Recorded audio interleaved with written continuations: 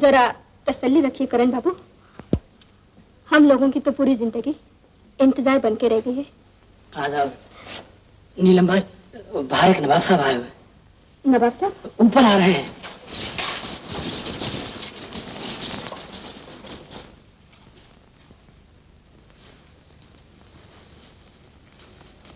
आइए आइए ना, आइए आइए। ओह आइए आइए आइए। बादशाह कहाँ जा रहे हो? गलत रास्ते पे जा रहा हूँ। हाँ। ओह नवाब साहब मजाक बहुत पसंद करते हैं। आइए आइए। पहले आप।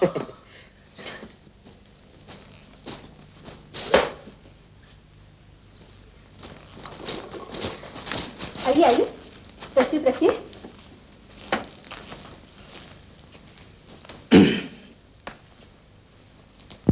आप भी तशरीफ रखिए, आप भी तशरीफ रखिए।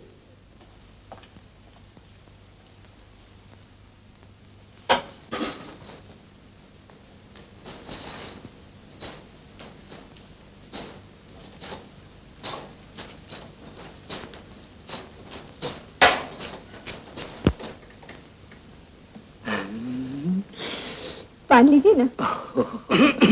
माफ कीजिए, नवाब साहब को हिकमत का बड़ा शौक है। हर नए मिलने वाली की नब्ज देखा करते। माशाल्लाह माशाल्लाह, क्या सेहत पाई है। और आपकी नफ्स की रफ्तार तो हिरनी की तरह है। पान लीजिए ना। पान जरूर जरूर। लीजिए आदाब से।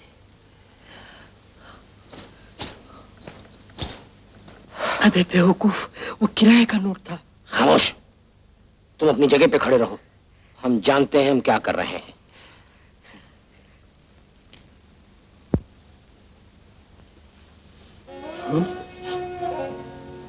आज तो चांद बड़ी जल्दी निकल आया। बहुत देर लगा दी तैयार होने में। कुछ लोग तो आ भी गए और कुछ शायद जाने वाली भी हैं। क्या मतलब? हाँ,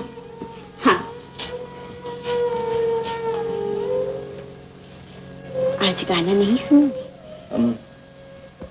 आज कोई खास बात है क्या? ये तो तुम्हें मालूम होना चाहिए।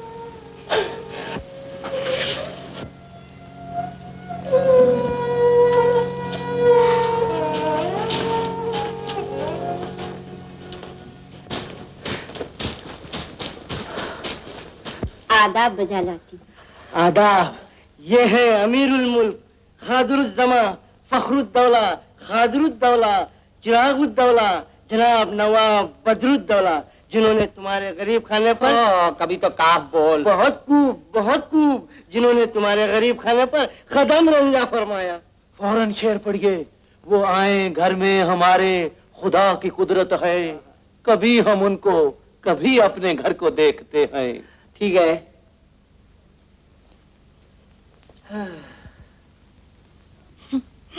मुझ नाचीज के घर आपने कदम रंजा फरमाया है। सहनसीब, मैं तहे दिल से आपकी ममनून हूँ। हम कलीश तब से तुम्हारे हुस्न और तुम्हारी आवाज के चर्चे सुन रहे हैं। तुम्हारे खूबसूरती के बारे में तो लोगों की तारीफ बजा है। अब तुम्हारी आवाज की वो जादू देखना है जिसने सबको दीवाना बना दिया है। क्या कर रहा है? देख रहा हूं, असली है कि नकली है? क्या लड़की आपकी जरा नवाजी है जो आपने मुझ नाचीज को अपनी पसंद से नवाजा है। भाई अब सांस छेड़ो। हमारी आवाज तुम्हारे कान पीने को तैयार है। हमारे कान तुम्हारी आवाज का रस पीने के लिए तैयार और बेकरार है।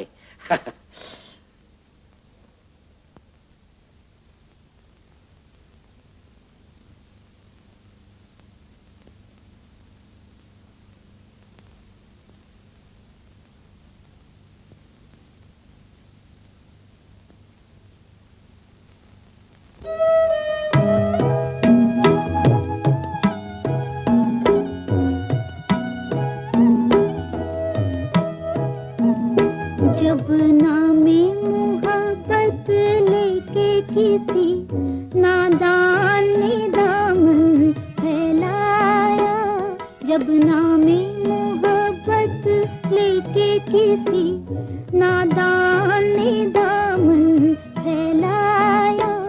पहलू में अजब सा दर्द उठा, पलकों पे आंसू थर्राया। दिल बैठे बैठे भर आया, क्या कहिए हमें क्या याद आया, क्या कहिए हमें क्या याद आया। अजी छोड़ो ये तराना है पुराना, उल्फत है दीवानों का फसाना। जिलो जिलो ये है जीने का जमाना, प्यार कैसा कहो कि वफा। ऐसे ऐसे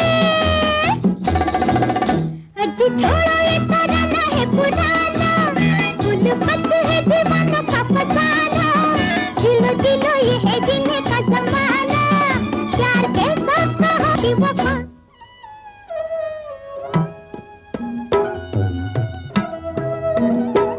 याद आई किसी की महकी हुई सांसों की हवा हल्की हल्की।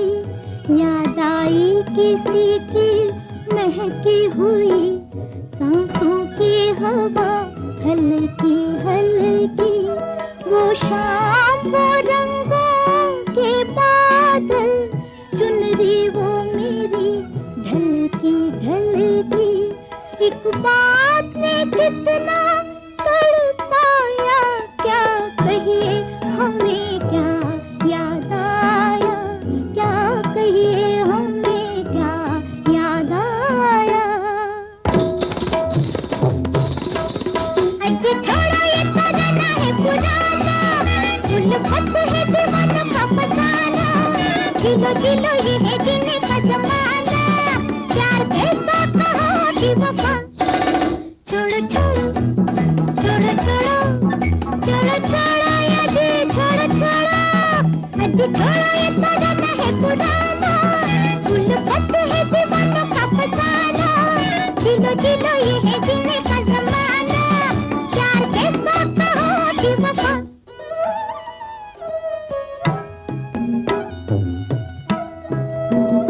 दुनिया से न रख उम्मीदे वफा, जब यूं ही किसी ने समझाया। दुनिया से न रख उम्मीदे वफा, जब यूं ही किसी ने समझाया। कुछ और बढ़ी सीने की जलन, कुछ और बढ़ा उनका साया। रह रह के हमें रोना आया, क्या कहिए हमें क्या याद आया, क्या कहिए हमें क्या याद आया। सुभान अल्लाह, सुभान अल्लाह। क्या आवाज, क्या आवाज पाई है। मजा आ गया, मजा आ गया। शुक्रिया। लेकिन ये बताइए कि ये गजल लिखी किसने है। वो शायर भी यही है। उस शायर को हमारे हुजूर में पेश करो। नौजवान, हम तुम्हारी शायरी से बहुत खुश हुए। जी चाहता है कि तुम्हारा मुंह छू लो। आपकी जरा नवाजी का शुक्रिया। बबन मियाँ, जी सर। इनाम की थैली शायर को दे दो। बदतमीज कहीं का। माफ करना सरकार, सारी की सारी थैली। इस गुस्ताखी का मतलब? मेरा मतलब है हुजूर, सारी नकदी इस थैली में है। जल्दी निकालो। सरकार। ओहो, अच्छा मियाँ मदद कीजिए। दीजिए हुजूर। सामान इसमें भर लेंगे।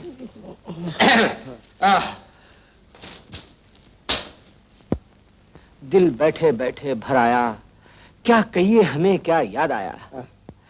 बबन मियाँ जी सरकार। 100 रुपया और शायर को देना चाहिए, क्या ख्याल है? ठीक है, मगर सरकार सारी नकदी तो उस थैली में चली गई है। तो क्या हुआ भाई जी, वो 100 रुपया जो मैंने आपको दिया है आप शायर को दे दीजिए।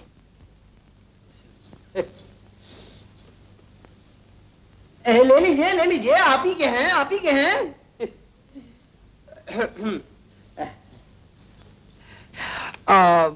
मियाँ,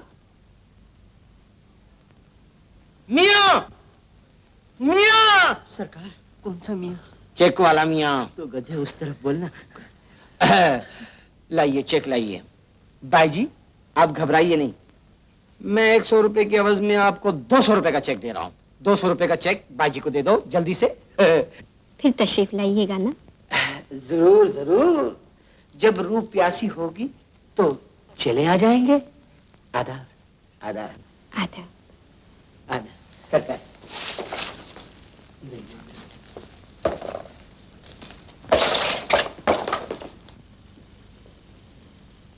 आइए अंदर बैठे।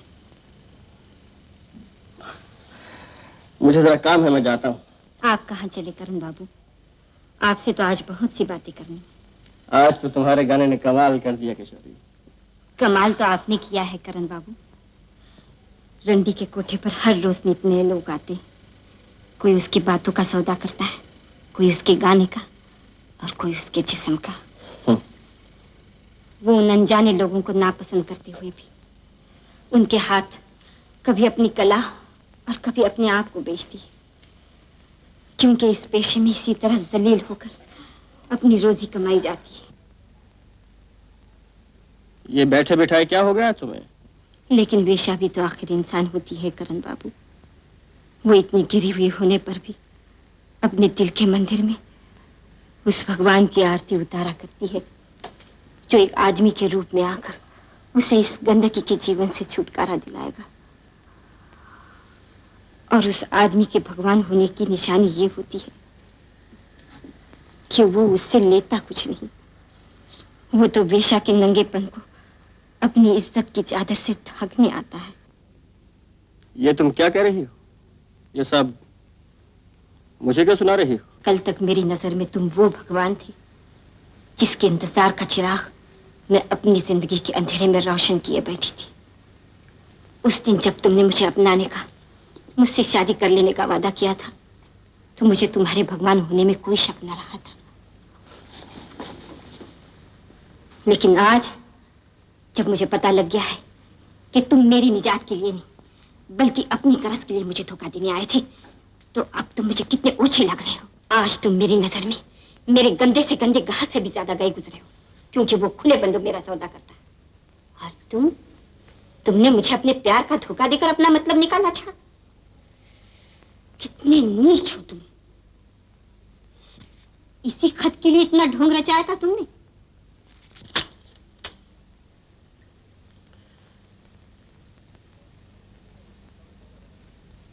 बस कह चुकी हैं, अभी कुछ और कहना बाकी है। आज मैं तुम्हें एक नीच और ओछा आदमी नजर आ रहा हूं क्योंकि मैंने तुम्हें अपने प्यार का धोखा दिया है। लेकिन मैं पूछता हूं कि तुम किस मुंह से आज जज बन के बैठी हो? जरा अपने गरेबान में मुंह डाल के तो देखो। क्या तुम वही जमीर फरोश औरत नहीं जिसने चांदी के चंद सिक्कों की खातिर एक बेकसूर बेगुनाह आदमी को मुजरिम कह के जेल के अंधेरे में ढकेल दिया था? तुम जो खुद इंसाफ का खून कर चुकी हो, आज इंसाफ की दुहाई दे रही हो। तुम मुझे नीच कहती हो, तुम जिसने एक औरत की पूनम ऐसी जिंदगी को अमावस के अंधेरे में बदल दिया, जिसने एक सुहागन को एक विधवा का रूप धारण करवाया। इधर देखो, मेरी शक्ल की तरफ देखो। मैं उस बेकसूर बेगुनाह आदमी का बेटा हूं जिसकी जवानी की सुबह को तुमने जेल का घुन लगाकर बुढ़ापे की रात में बदल दिया है। मेरे पिताजी पिछले 15 बरस से अपनी बीवी के प्यार और बेटे का लाड उठाने के लिए तरसते रहे हैं, और इधर मैं उनकी मोहब्बत से महरूम, उनके जीते जी यतीम बना फिरता रहा हूं। यही वजह है कि मैंने ये खत हासिल करने की कोशिश की थी, क्योंकि इसी से मैं उनकी रही सही जिंदगी को खुशियों से भर सकता हूं। और यही वजह है कि कल तक जो आदमी तुम्हारी नजरों में भगवान था, आज तुम्हारे सामने जलील बना खड़ा है। मेरी किस्मत, मुझे क्या मालूम था कि वही आदमी तुम्हारे पिता निकलेंगे।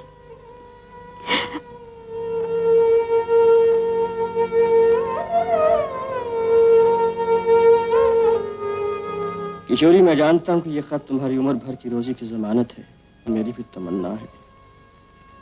लेकिन मुझे अपनी तमन्ना के लिए तुम्हारी उम्र भर की रोजी छीनने का कोई हक नहीं है। हाँ, आज मुझे इतना जरूर यकीन हो गया है कि मेरे नसीब में अपने पिता का प्यार नहीं लिखा है।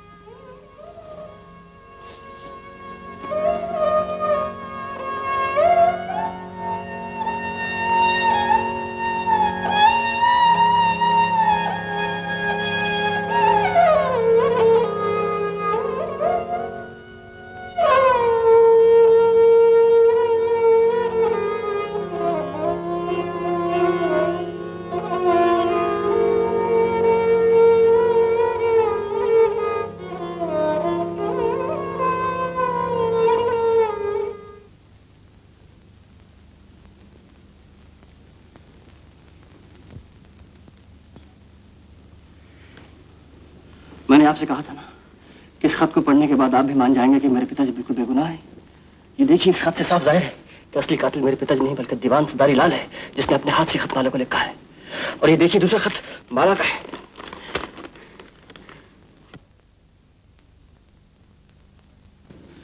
जिसमें उसने मेरे पिताजी को दीवान सरदारी लाल के इरादे से खबरदार किया है। अब बस मेरी यही इल्तिजा है कि आप फौरन इस केस को दोबारा खुलवाकर मेरे पिताजी को रिहा करवा दीजिए। बैठो।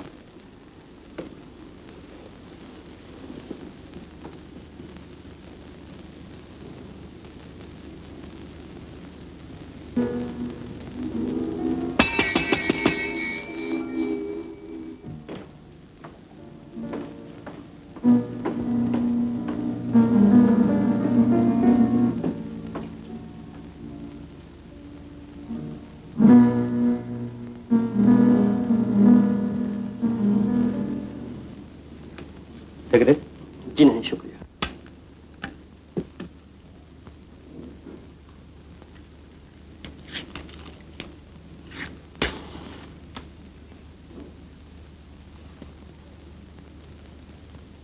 या पकड़ लो। या बाहर।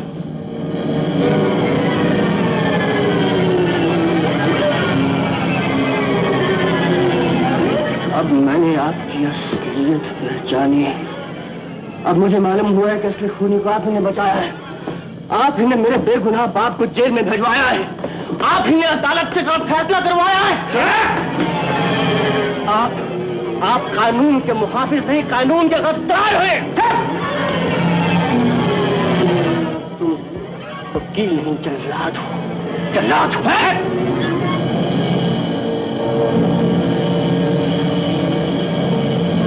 तुमने ये खत जला तो दिए, लेकिन कह देता हूं कि तुमको और दीवान सरदारी लाल को जेल भिजवाया है। मैं चैन नहीं लूंगा। याद रखो।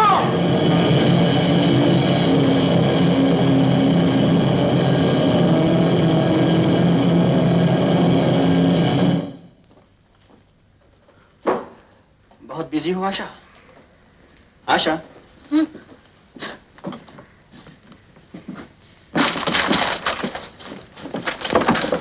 मुझे तुमसे कुछ जरूरी करनी।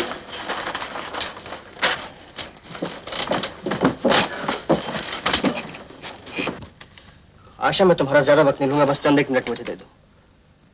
मुझे बहुत जरूरी बातें करनी है और अभी करनी है। मेरे पास आपकी बातों के लिए या आपके लिए कोई वक्त नहीं। आज भी नहीं, कल भी नहीं और कभी भी नहीं। ये क्या हो गया तुम्हें? दिमाग तो नहीं खराब हो गया तुम्हारा? कल तक तो अच्छी भली थी। कल तक मैं आपको पहचानती नहीं थी, लेकिन आज इतनी भोली नहीं कि आपकी बातों में आ जाऊं।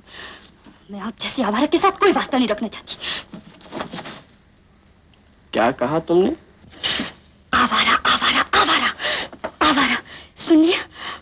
मेरा हाथ छोड़ो। दफ्तर में तमाशा दिखाने की जरूरत नहीं। तमाशा मैं दिखा रहा हूँ, तुम दिखा रही। Get out! आज की रात इसी पुल के नीचे गुजार दी जाए। बे माँ बदौलत को ये जगह कुछ जमी नहीं, बड़ी वीरान वीरान सी है। और फिर किसी हसीना की रह गुजर भी तो नहीं। हसीना गई भाड़ में और तेरी शायरी भी। सुबह से तुम्हारे सामान लेके सर पे घूम रहा हूँ। क्या मैं गधा हूँ? अम्मा बदलू मियाँ, गधा तो उसे समझा जाता है जो न हो। ये ठीक कही। भटके, रात को यहीं सोना होगा। जिसको सोना है मेरे साथ आओ और अपना अपना सामान उठाओ। अम्मा बदलू मियाँ, खैर कोई बात नहीं। दौलतचंद, सामान उठा ला। ओ शहर के बच्चे, दौलतचंद को भी गधा समझ रखा है। उठा सामान अपना। चलो चलो चलो। कोई बात नहीं, हम यही करेंगे। वो बिस्तरा भी उठा। अच्छा, हाँ, शायरी के बोझ से काफी लदे हुए हैं। तुम कहते हो तो यही सही। तुम्हारे जैसे शायर बिस्तरा ही उठाते हैं। काफी हो गया।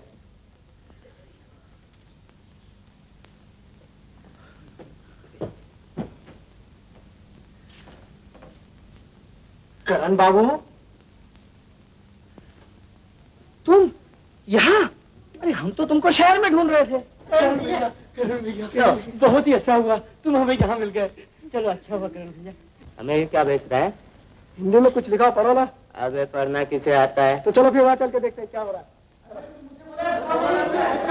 है। जी हजरात, हमारे लिए तो काला अक्षर भेज बराबर है, तो समझ में आएगा। क्या माजरात? अरे मौलाना क्या मामला है? यही समझने की कोशिश कर रहे हैं भाई, यहाँ तो कोई बोलते ही नहीं है। हमें इंसाफ चाहिए। क्यों भाई, क्या माजरा है? किसने तुम्हारे साथ बेइंसाफी की? We want justice. जी हजरत, इन काले कपड़ों में किस माशूक का सोग मना रहे हैं? भाइयों, भाइयों, ना मैं पागल हूँ और ना दीवाना। आप लोगों ही की तरह एक सीधा साधा आदमी हूँ और यहाँ जुल्म के खिलाफ आवाज उठाने के लिए खड़ा हूँ। जुल्म? कैसा जुल्म? ऐसा जुल्म जो शायद ही कभी किसी आदमी पे हुआ हो। मेरा नाम करण है, मैं आपके शहर में परदेसी हूँ और यहाँ उस बेगुनाह बेकसूर आदमी को रिहा करने की उम्मीद में आया हूँ जो पिछले 15 बरस से हैदराबाद की जेल में बंद है, बेकसूर बेगुनाह। ए मिस्टर, कौन है वो आदमी? वो मेरे पिता है। वो बिल्कुल निर्दोष है, उनके साथ बेइंसाफी हुई है जिसका सबूत मेरे पास है। और जो आदमी उस बेइंसाफी का जिम्मेदार है उसका नाम जसवंत राय है, वकील जसवंत राय, जिसके दरवाजे के सामने हम सत्याग्रह किए खड़े हैं। क्या हो रहा है?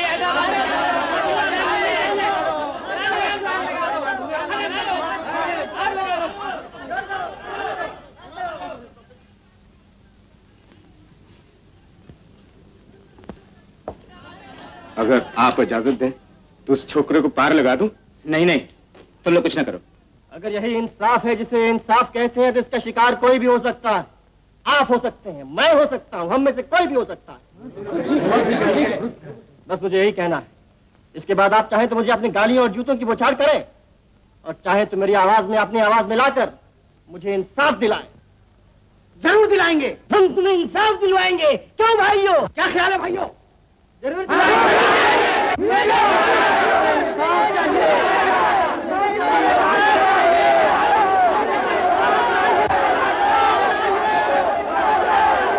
Hello, police station.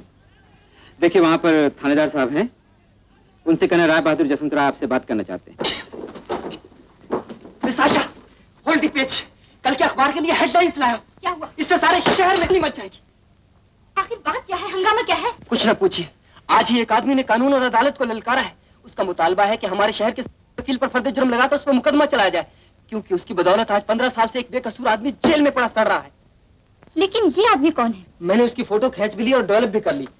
ये रहा वो आदमी जो वकील के घर के सामने सत्याग्रह किए खड़ा है।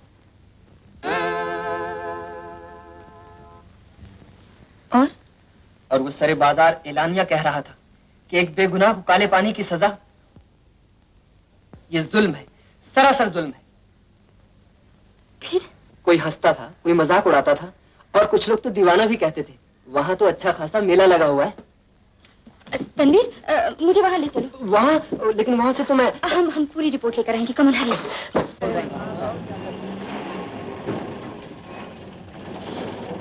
कमाल है, घर तो वही है। इतनी भीड़ यहाँ जमा थी, ना जाने सब लोग कहाँ चले गए। जरा सुनिए जी। अभी अभी जो आदमी यहाँ सत्याग्रह कर रहा था वो कहाँ गया? जी, जो वकील के खिलाफ बोल रहा था, हाँ। उसे पुलिस पकड़ के ले गई। पुलिस स्टेशन चलो ड्राइवर। हाँ, इस दफा तो मैं आपको छोड़ देता हूँ, लेकिन दोबारा आपको अरेस्ट करना होगा। जी, मैं आपकी पोजीशन समझता हूँ, लेकिन जब तक मेरे पिताजी को रिहा नहीं कर दिया जाता मैं इस जुल्म के खिलाफ आवाज बुलंद करते रहूंगा। हाँ, मेरा तरीका पुरअमन रहेगा, इसका आपको विश्वास दिलाता हूँ। हाँ। हेलो, आपने मुझसे कुछ कहा? मैं आप ही से मिलने आई हूँ। मुझे फुर्सत नहीं है। सुनिए, एक प्रेस रिपोर्टर से बात करने की भी आपके पास फुर्सत नहीं है? Press reporter? कौन प्रेस रिपोर्टर? कहाँ है?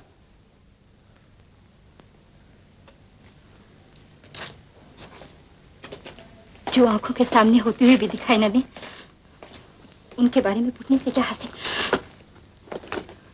हाँ, आप ये बताइए कि जो बेकसूर आदमी आज 15 साल से जेल में बंद है, उससे आपका क्या रिश्ता नाता है? मैं उसका बदनसीब बेटा हूँ।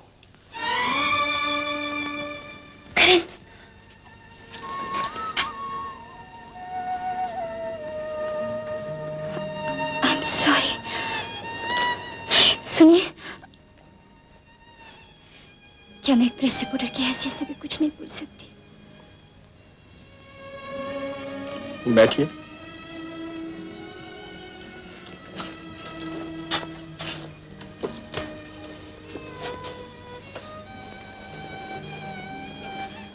आपको अपने पिताजी के बारे में कब मालूम हुआ?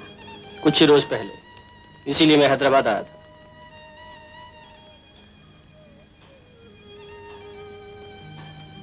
ये किशोरी कौन है और आपसे क्या संबंध है? उसके पास मेरे पिताजी की बेगुनाही का सबूत है जिसे मैं हासिल करना चाहता था। सिर्फ इसीलिए आप उससे मिलते थे? सिर्फ इसलिए। आपको उससे प्यार नहीं था? क्या ये सवाल भी अखबार के रिपोर्टर के लिए पूछना जरूरी है? इसका जवाब तो सबसे जरूरी है। जो बात ही बेबुनियाद हो उसका कोई क्या जवाब दे? बस एक बात और, आप हैं और किस किस से मिले? रामदास बनिया से मिला। देखिए। हाँ। इंस्पेक्टर मेहता से मिला। और राय बहादुर जसवंत राय से मिला। बस? जी नहीं, बदरू मियाँ से मिला, दौलत चंद से मिला, मदहोश मियाँ से मिला। लिस्ट पूरी हो गई? जी नहीं, एक नाम और भी रह गया है। आलीशान होटल की मालकिन चची से मिला। एक नाम और भी रह गया, उसे भी लिख लीजिए। हैदराबाद में मेरी मुलगी और बेवकूफ लड़की से हुई जो न जाने अपने आप को क्या समझती थी। कौन है वो लड़की?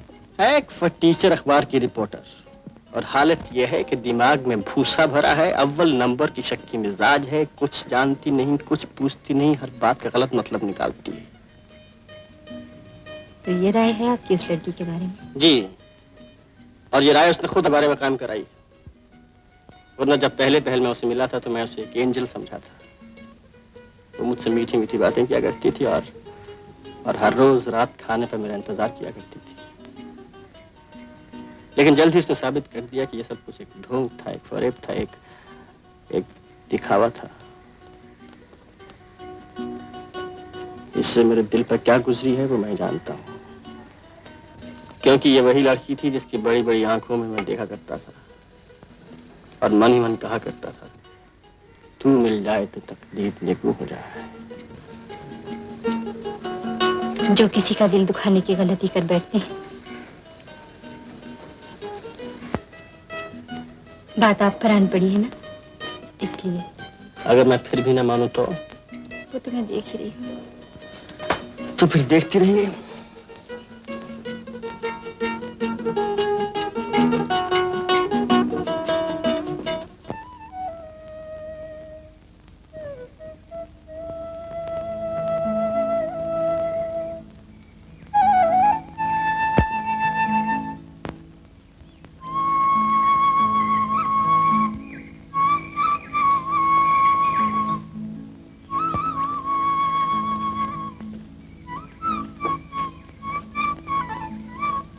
सिवाय लड़कों का पीछा करने के और कोई काम नहीं है आपके पास? नहीं। यहाँ रहते हैं आप? जी। क्या बचपना है। चलो घर चलो, मैं चाची को मना लूंगी। जी नहीं, मैं बहुत मजे में हूँ। अच्छा, तो मैं भी यहीं रहूंगी जब तक तुम नहीं चलोगे।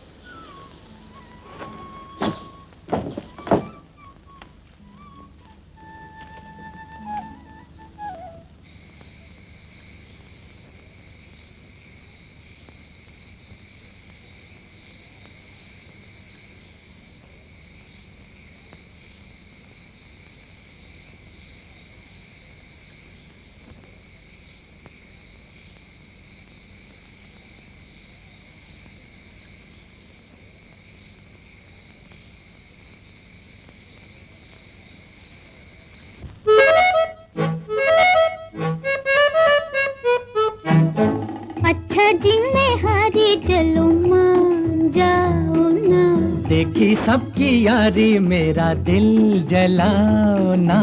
अच्छा जी मैं हारी चलो मान जाओ ना। देखी सबकी यारी मेरा दिल जलाओ ना।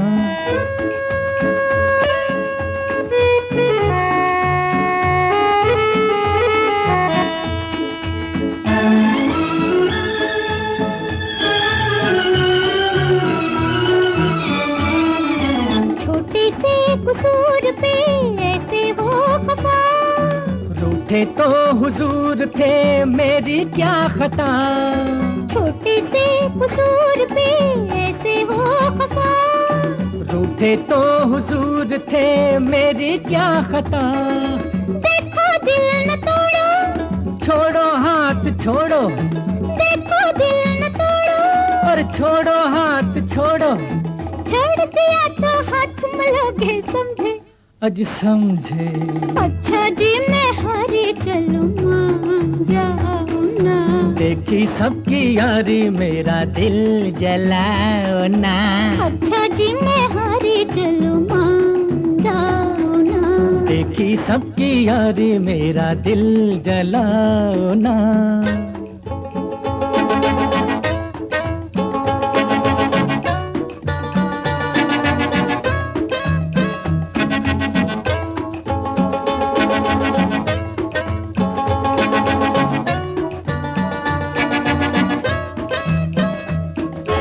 जीवन के ये रास्ते लंबे हैं सनम, काटेंगे ये जिंदगी ठोकर खा के हम, जीवन के ये रास्ते लंबे हैं सनम, काटेंगे ये जिंदगी ठोकर खा के हम, ऐ जालिम साथ ले ले, अच्छे हम अकेले, जालिम साथ ले ले, अच्छे हम अकेले, चार कदम भी चल न सकोगे समझे, हाँ समझे।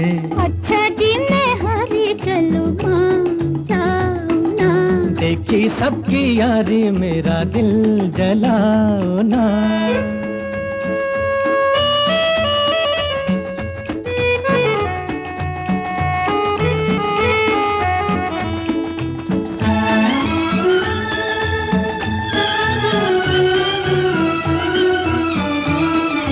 जाओ रे सकोगे ना तुम भी चैन से, तुम तो खैर लूटना, क्या करना है जी के, हो रहना किसी के, क्या करना है जी के, अरे हो रहना किसी के, हम न रहे तो याद करोगे समझे, समझे। जी मैं हारी चलूं, मान जाओ ना, देखी सबकी यारी मेरा दिल जलाओ ना, अच्छा जी मैं हारी चलूं, मान जाओ ना, देखी सबकी यारी मेरा दिल जलाओ ना।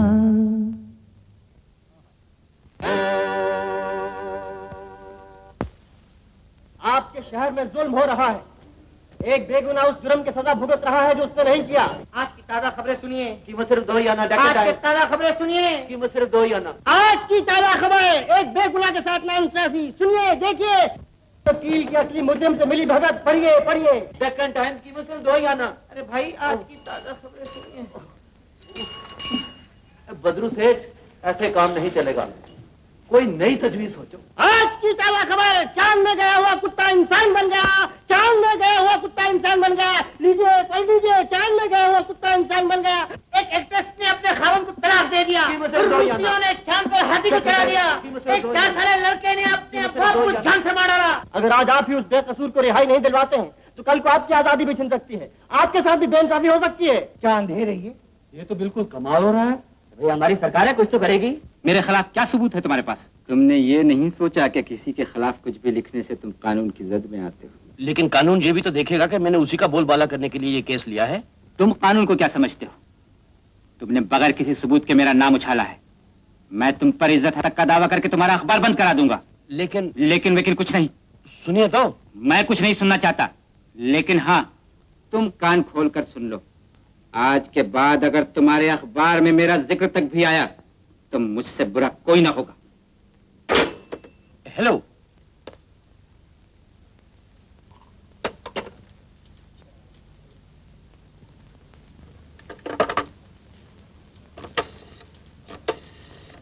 आशा, जरा यहां आओ।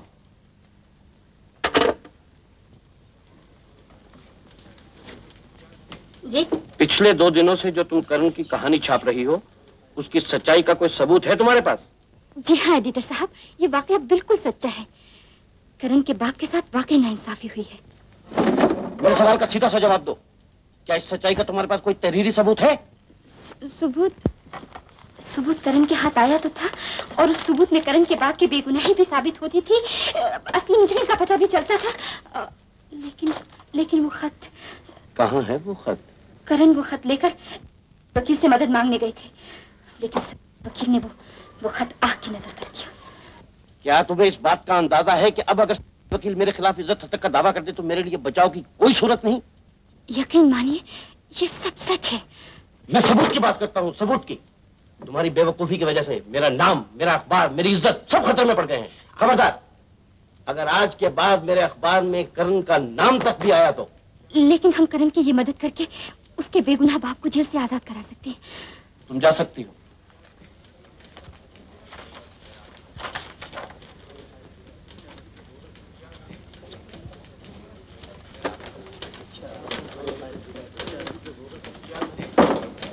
झुम्मन, तुम अपने कुछ आदमी लेकर फौरन राय साहब के यहाँ पहुंच जाओ। उस करण के बच्चे ने वहां भीड़ लगा रखी, उस भीड़ को तितर बितर कर दो। बहुत अच्छा हुजूर। दुनिया में जुल्म का मुकाबला दो ही तरह किया जाता है, एक हिंसा से और दूसरा अहिंसा से। जुल्म का जवाब जुल्म से देने के लिए आदमी को खुद भी एक जालिम बनना पड़ता है। यूं हम एक जालिम का खात्मा तो कर देते हैं, लेकिन उसकी जगह हम खुद भी एक जालिम बन के रह जाते हैं। इस तरह जुल्म का दुनिया में खात्मा नहीं होता है। दूसरा तरीका अहिंसा का है, जिसकी बदौलत हम जालिम के खिलाफ अपने दिल में जरा सी भी नफरत पैदा किए बगैर उसको जुल्म करने से रोक सकते हैं। मैं जानता हूं हिंसा के रास्ता बड़ा कठिन है, इस पर चलने के लिए बड़ी हिम्मत और बड़े बड़े बड़े कैरेक्टर की जरूरत है। मैं बड़ा लाचार सा और बड़ा कमजोर सा आदमी हूं और बड़े चालाक भी हो, लेकिन फिर भी मैं हिम्मत करके सच्चे रास्ते पर चलने की पूरी कोशिश कर रहा हूं। मुझे आपकी सहायता की जरूरत है। ये सहायता भाई, हम मेरी बात तो सुनो। बंद करो ये अपनी बकवास। आज तुमने कई दिनों से इस मोहल्ले का अमन और चैन बर्बाद कर रखा है। हमने तुम जैसे पाखंडी बहुत देखे। मैं पाखंडी नहीं हूँ। मैंने वकील के खिलाफ जो कुछ भी कहा है सच कहा है।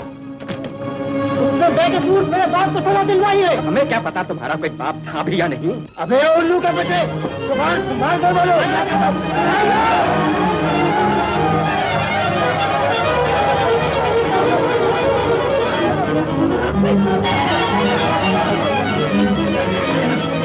चलो बस करो।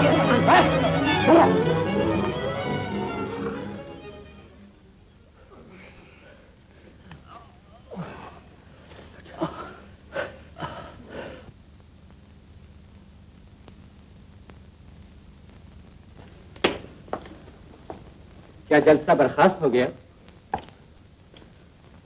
घाटे में तो रहा। देखिए ना, मैं तो यहाँ आपकी तकरीर सुनने के लिए आया था। सोचा था उससे मैं भी कुछ लुत्फ उठाऊंगा, लेकिन यहाँ आकर देखता हूँ तो न वो शोर है न जोश व खरोश है। राय बहादुर जसवंत राय, आप उसे जानते हैं? राय नो दैट रास्कल, पक्का रास्कल। तुम्हारा बाप को काला पानी भेजा, हमको 5 बरस जेल भेजा। हाँ, वो जब तक है सबको जेल भेजेगा, उसका तुम कुछ नहीं बिगाड़ सकता। नहीं बिगाड़ सकता।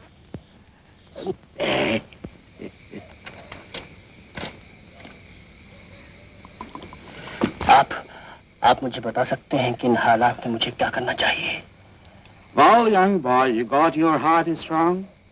मैं अपने पिताजी को छुड़ाने के लिए कुछ भी कर सकता हूँ।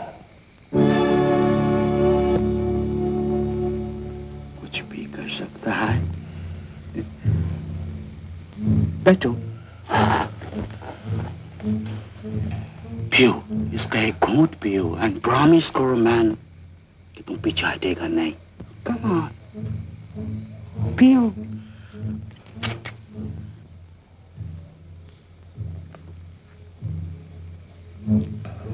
मैं वादा करता हूँ। Good boy. तुम्हारा बाप हमको बोला कि किरण को किधर भी ढूंढो और उसको बोलो कि हमारा बदला लो, और उसको बोलो अगर वो हमारे से लव करता है तो हमारे दुश्मन वकील का कांटा साफ कर, और बोलो अरे बोला हमारा ये आखिरी विश है, उसको पूरा करो। बॉय, तुम अपने बाप का दिल ठंडा करेगा। का बदला लेगा? तुम वकील का खून करेगा? ये तुम्हारा बाप का आखिरी मर्जी है।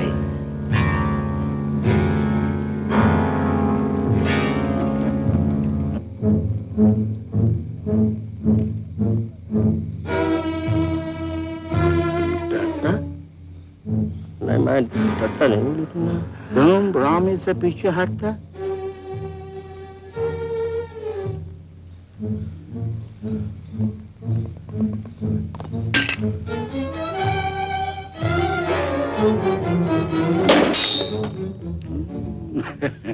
आज रात को अपने बाप का बदला लो। अभी जाओ, जाओ। Goodbye. डज, डज, डज।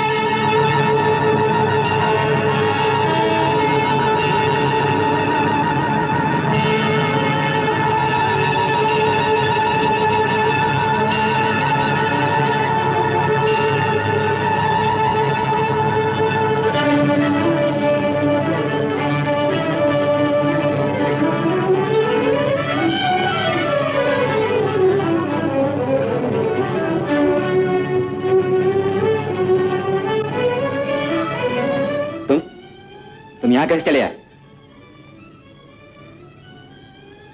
पी लो, एक जाम और पी लो, क्योंकि यही तुम्हारी जिंदगी का आखिरी घूंट है। क्या मतलब? तुम चाहते क्या हो?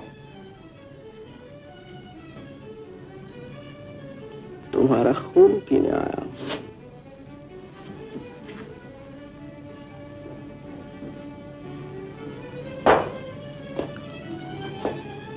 उस रोज तुमने वो खत जलाकर मेरे पिताजी की बेगुनाही का सबूत मिटा दिया था। आज मैं तुम्हारी हस्ती को मिटाने आया हूं। दाब जो आवाज निकाली।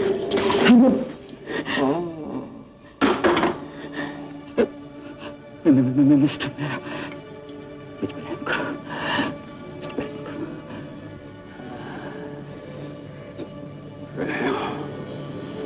तुमने मेरे पिताजी पर रहम किया था जो अब रहम की भीख मुझसे मांगते हो, ये जानते हुए भी कि वो बेकसूर थे। किन दामों बेचा था अपने आप को दीवान सरदारी लाल के हाथों।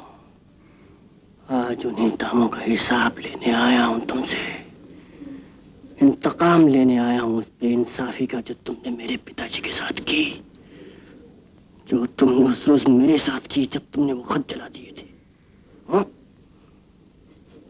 तैयार हो जाओ हिसाब चुकाने की, आज मेरी बारी है। एक मिनट। 1 मिनट तो क्या 2 मिनट भी दे सकता हूँ वकील साहब। याद कर लीजिए अपने भगवान को या अपने शैतान को, जिससे भी आपका लगाव है। मुझे किसी को याद करने की जरूरत नहीं, क्योंकि तुम मुझे नहीं मारोगे।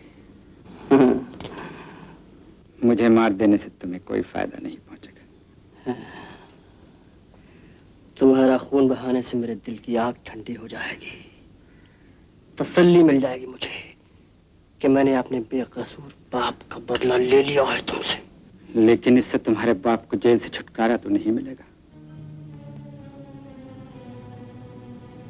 बल्कि मेरा खून करने के जुर्म में तुम भी गिरफ्तार कर लिए जाओगे और फिर फांसी या काला पानी।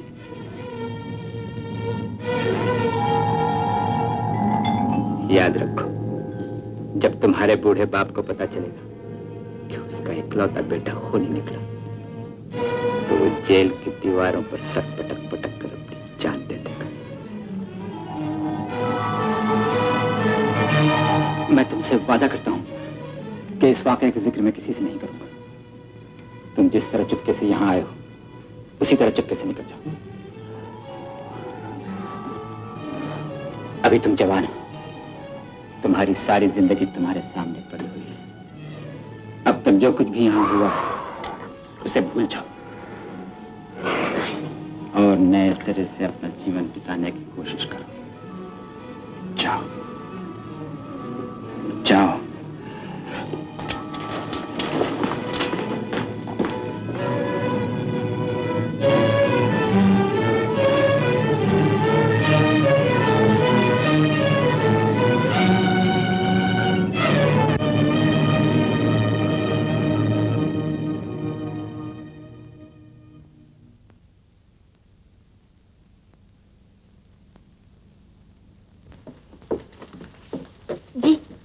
आशा, क्या मैंने तुमसे कहा नहीं था कि करण के बारे में कुछ नहीं छपना चाहिए बगैर सबूत के?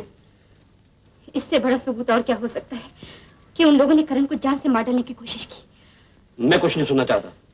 अब के बाद तुमने हमारे शहर की एक मौजूद हस्ती दीवान सरदारी लाल को भी लपेट लिया है। इसलिए कि इस वारदात में दीवान सरदारी लाल का हाथ है। हवा में तीर मत चला आशा। क्या सबूत है तुम्हारे पास? सबूत सबूत सबूत सबूत क्या हो गया है आपको? आप ही ने तो हमें सिखाया है कि हमेशा सच के लिए लड़ना चाहिए। सच वो जिसका कोई सबूत हो। लेकिन मैं ज्यादा बहस में नहीं पढ़ना चाहता। तुमने ऑफिस का डिसिप्लिन तोड़ा है। आज से हमारे अखबार को तुम्हारी कोई जरूरत नहीं। तुम अपनी तनख्वाह ले सकती हो।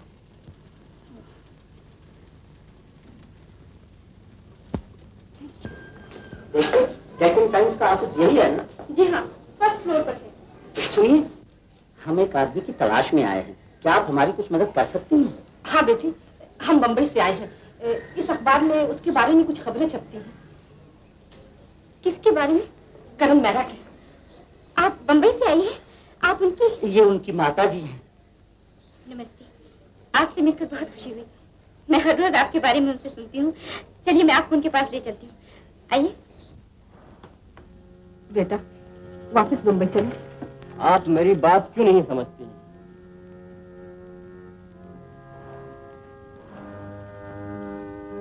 आशा बेटी, ये तो मेरी एक नहीं सुनता। मैं तुमसे समझाते समझाते हार गई हूँ। अब तुम ही इसे घर जाने के लिए कहो। माता जी,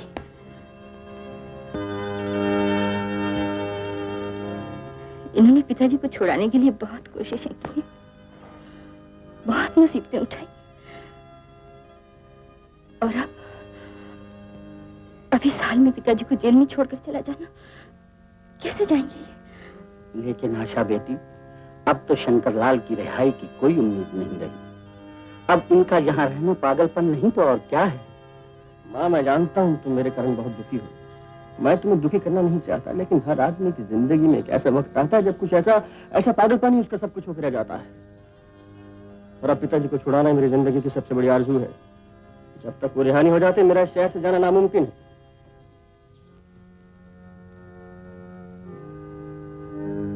लेकिन सिर्फ जज्बात से तुम अपने बाप को आजाद नहीं करा सकते। उनके मुकदमे को फिर से खुलवाने के लिए कानून तुमसे वजह पूछेगा, सबूत मांगेगा। ये सब तुम कहां से पैदा करोगे? सबूत मेरे पास।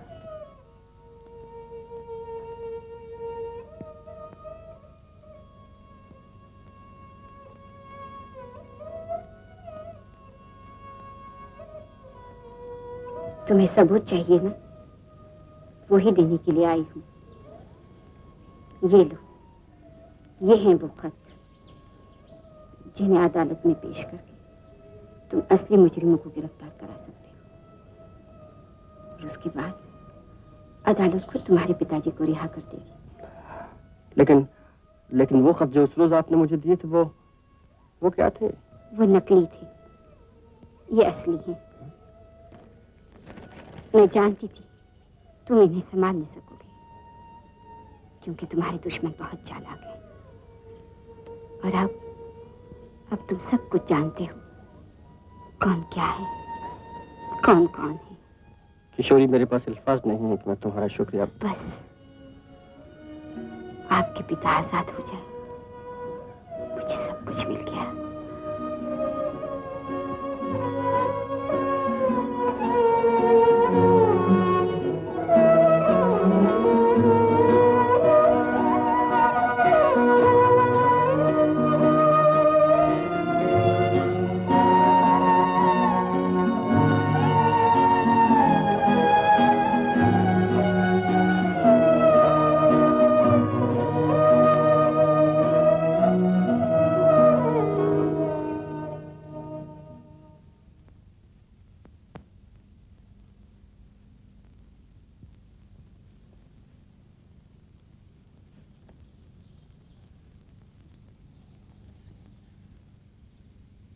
खत तो हमें मिल गए हैं, मगर छपवाएंगे कैसे? मेरी नौकरी ही चली गई। हाँ, अगर मैं ये खत लेकर एडिटर साहब के पास चली भी जाऊं तो वो सबूत मांगेंगे। कि सबूत क्या है कि ये लिखाई दीवान सरदारी लाल के ही हाथ की है। हाँ। अगर हम दीवान सरदारी लाल के दस्तखत और उनकी लिखाई इस लिखाई से मिला लें तो तब तो हम छपवा सकते हैं। मगर ये तुम करोगे कैसे?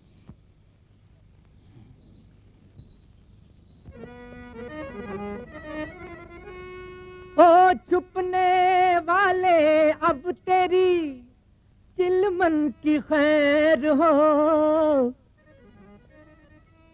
दीवाने आ गए तेरे दामन की खैर हो। दिल वाले हुए अब तेरी गली तक आ पहुँचे हो। दिल वाले अब तेरी गली तक आ पहुँचे। ओ दिल वाले अब तेरी गली तक आ पहुँचे। ओ दिल वाले।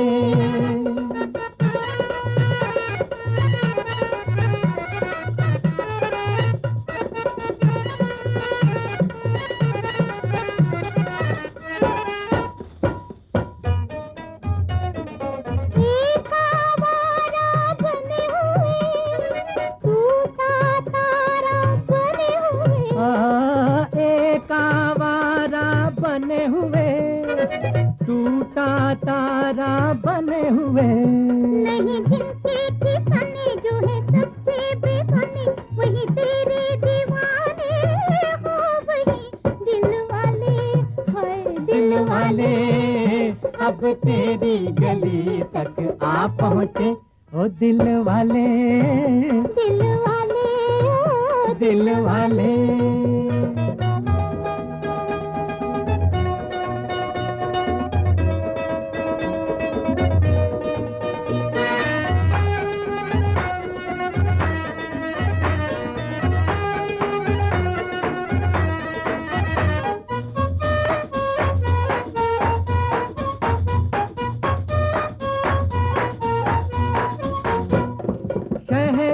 शहरों फिरते हुए पहुँचे उठते गिरते हुए। शहरों फिरते हुए पहुँचे उठते गिरते हुए। वो जो शामों सहर तेरा दर्द जिगर लिए फिरते थे दर दर। हाँ वही दिल वाले हाँ दिल वाले अब तेरी गली तक आ पहुँचे। ओ दिल वाले दिल वाले ओ दिल वाले।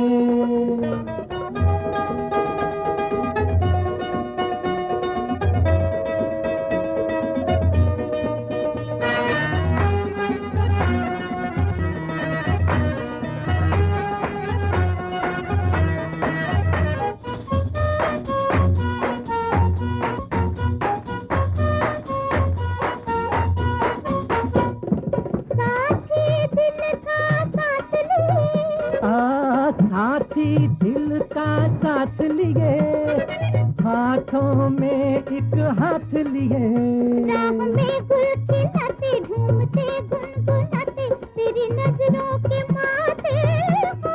वही दिल वाले हाय दिल वाले तेरी गली तक आ पहुँचे ओ दिल वाले, दिल वाले, दिल वाले।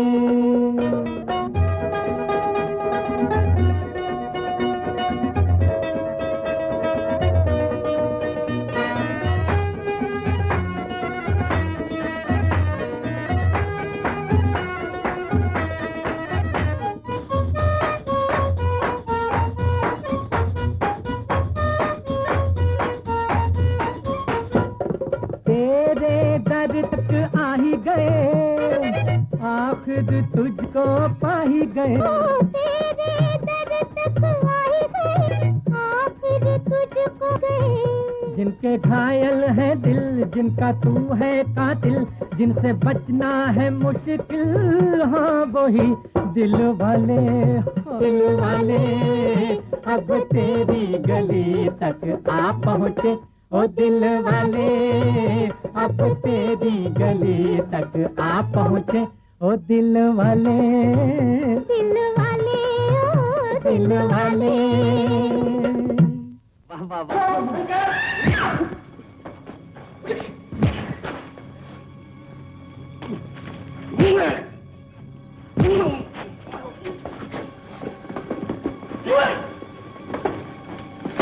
छह आदमी एक आदमी को नहीं हटा सकते। जुम्मन, अहमद, इसे छोड़ दो, लड़की का पीछा करो।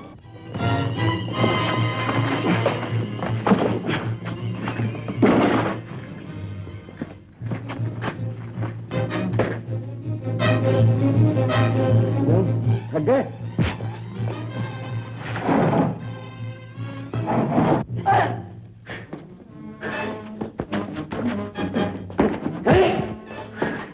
इसे रास्ते से हटा दो, उस लड़की का पीछा करो। हट जाओ, हट जाओ रास्ते से, जाओ।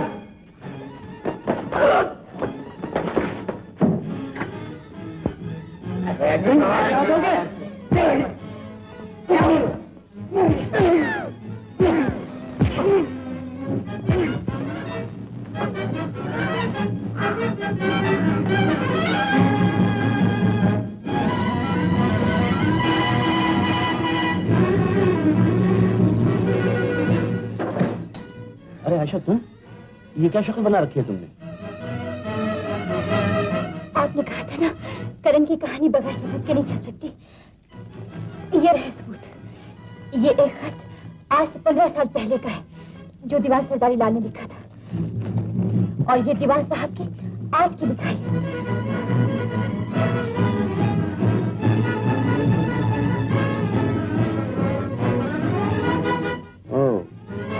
तो असली खूनी दीवान सरदारी लाल ही निकला। अब आप क्या सोच रहे हैं?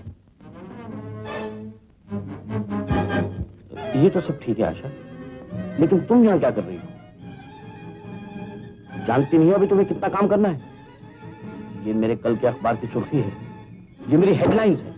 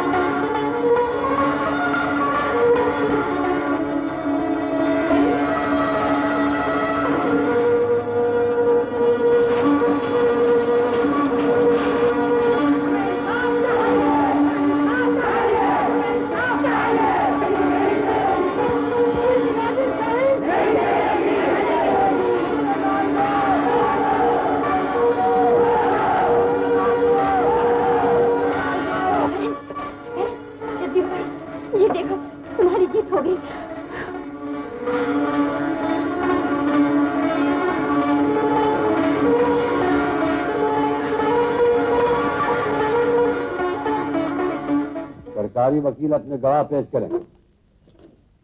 मिलोड, मैं सिर्फ एक गवाह पेश करना चाहता हूँ। करण मेहरा बड़ा तलब किया जाए। करण मेहरा, करण मेहरा, करण मेहरा।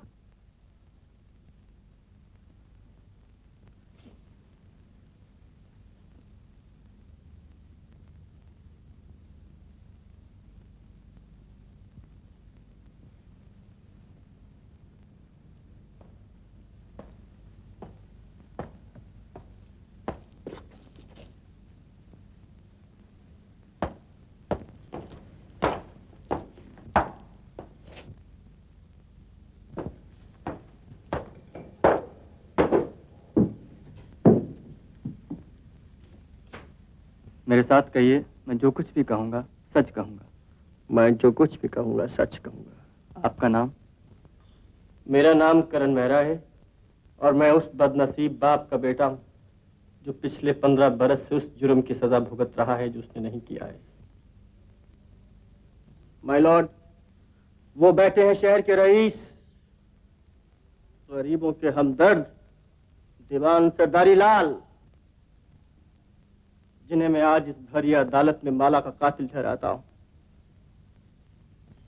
और वो हैं दीवान सरदारी लाल को सजा से बचाने वाले, कानून के मुहाफिज, दूध का दूध और पानी का पानी करने वाले राय बहादुर जसवंत राय, जिन्होंने जाने किस लालच में अपनी दलीलों और लफ्जों के शोर में एक बेगुनाह की चीखों पुकार को डुबो दिया और असली मुजरिम को कानून के हाथों से बच निकलने में मदद की। राय बहादुर जसवंत राय का जुर्म ज्यादा संगीन है, क्योंकि कानून के मुहाफिज होते हुए भी उन्होंने कानून से गद्दारी किया, इंसाफ का खून किया है। और आज मैं पूछता हूं कि क्या अपनी सफाई में उनके पास किसी कानून का हवाला है? औरत का सुहाग उजाड़ा है, बाप की मोहब्बत को तड़पाया है। मैं जानता हूं कानून इन मुजरिमों को सजा देगा, लेकिन मैं इस अदालत से पूछता हूं कि क्या कोई ऐसा कानून है तो मेरे पिताजी की जिंदगी के वो बेहतरीन बरस लौटा सके जो उन्होंने अपने घर के सुख से दूर और अपनी औलाद से बिछड़ के काटे हैं। मेरी समझ में तो बस इतना ही आता है माय लॉर्ड कि कानून एक बेगुनाह की जिंदगी के 15 बरस ले तो सकता है, लेकिन दे नहीं सकता। मैं सिर्फ इंसाफ चाहता हूं माय लॉर्ड। इंसाफ इन्हें जरूर मिलना चाहिए माय लॉर्ड। मैं अदालत का वक्त जाया करना नहीं चाहता। अपना गुनाह मैं तस्लीम करता हूं और अपना यह तहरीरी बयान अदालत के सामने पेश करता हूं।